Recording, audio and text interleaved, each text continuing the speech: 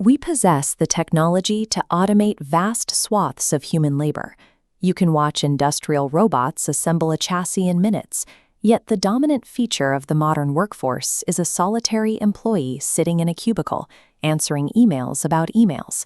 In 1930, the economist John Maynard Keynes looked at the trajectory of labor-saving technology and made a logical calculation.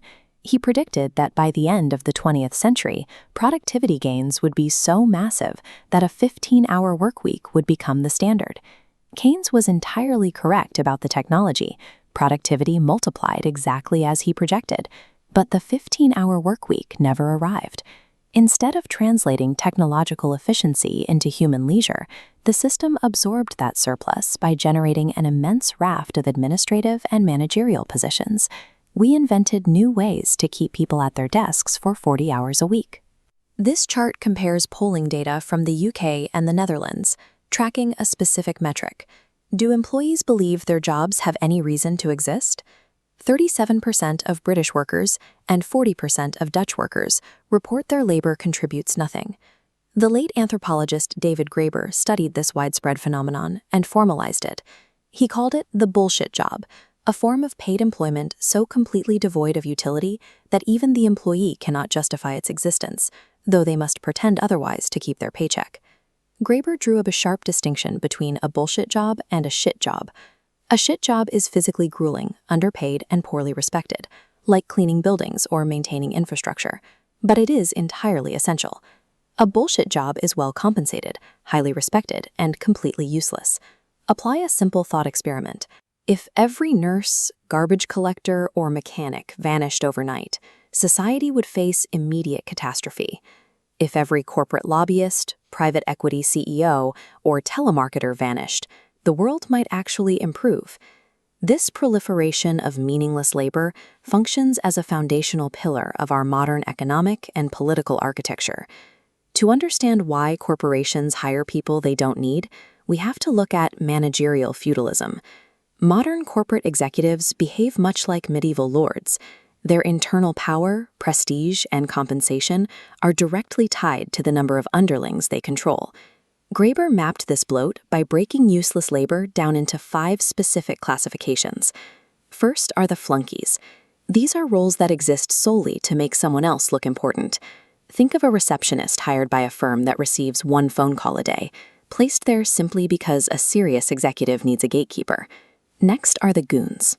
These are roles driven purely by corporate arms races. If your competitor hires a battalion of corporate lawyers and PR specialists, you have to hire them too. The work is aggressive, often deceptive, and creates no actual value. Third are the duct tapers. They manage the damage caused by systemic incompetence. Instead of fixing shoddy software code at its root, a company hires an entire department of IT workers to continuously patch the daily failures. Fourth are the buckstickers. They create the illusion that an organization is doing something it isn't. A care home might hire a coordinator who issues endless, elaborate surveys about resident happiness, leaving staff no time to actually care for the residents. Finally, the taskmasters. These are middle managers who supervise employees already working autonomously. To justify their salaries, they often invent new, meaningless administrative rituals for their subordinates to complete.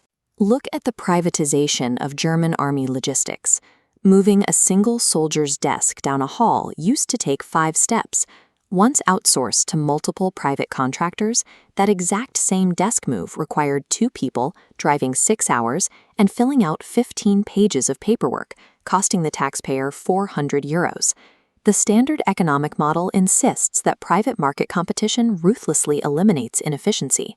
The data shows the exact opposite. Private firms willingly burn billions on useless labor to maintain complex hierarchies of status.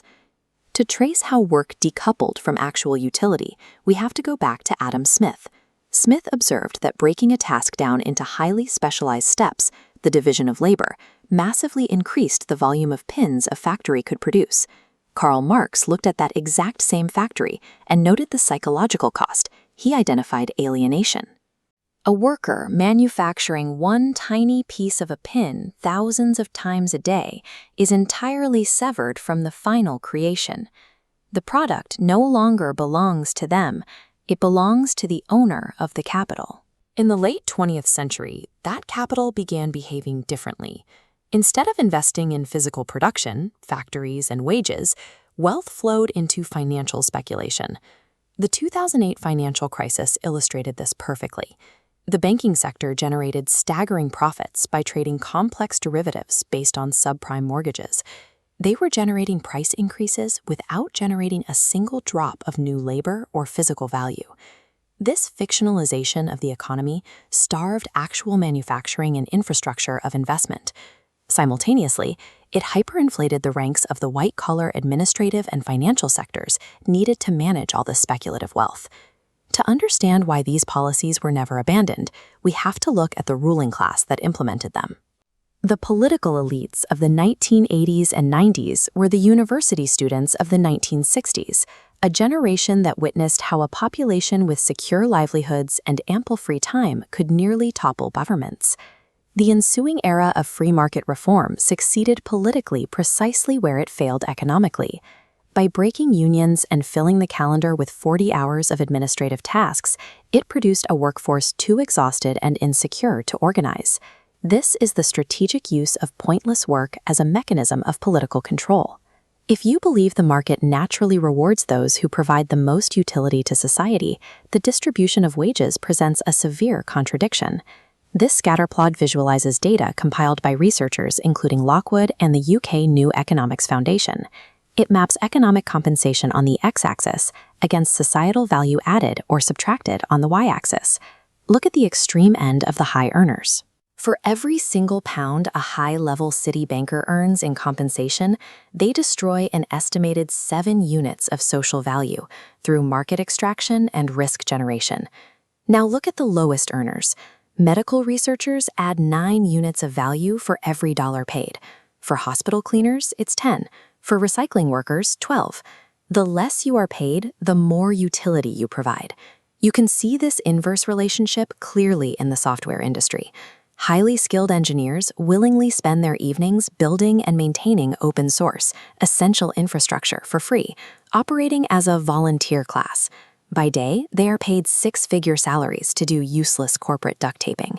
The economic system actively exploits the caring classes. It weaponizes a nurse or a teacher's intrinsic desire to help others, using that moral dedication as an excuse to suppress their wages. They are paid less exactly because their labor is essential. There is a cultural assumption that people secretly want a job where they are paid to do nothing. The reality is quite different. Graeber described the reality of the bullshit job as a form of spiritual violence. Workers trapped in these roles consistently report severe anxiety, depression, and imposter syndrome. They know their daily routine is a charade, but they are entirely isolated by the professional taboo of admitting it. The psychological damage stems from the denial of a basic human drive, causal efficacy.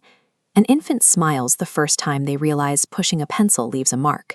Humans possess an innate need to see their actions meaningfully alter the world around them. Pointless work denies that agency.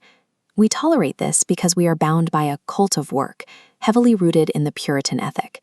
We have internalized the belief that labor is a form of virtuous suffering, and that a person's moral worth is tied strictly to their willingness to endure a job they hate. This frustration is spilling out. Recent labor movements and protests are heavily populated by the caring classes, people demanding a rigorous reevaluation of what society considers valuable. Our civilization does not run on the outputs of corporate consultants or compliance analysts.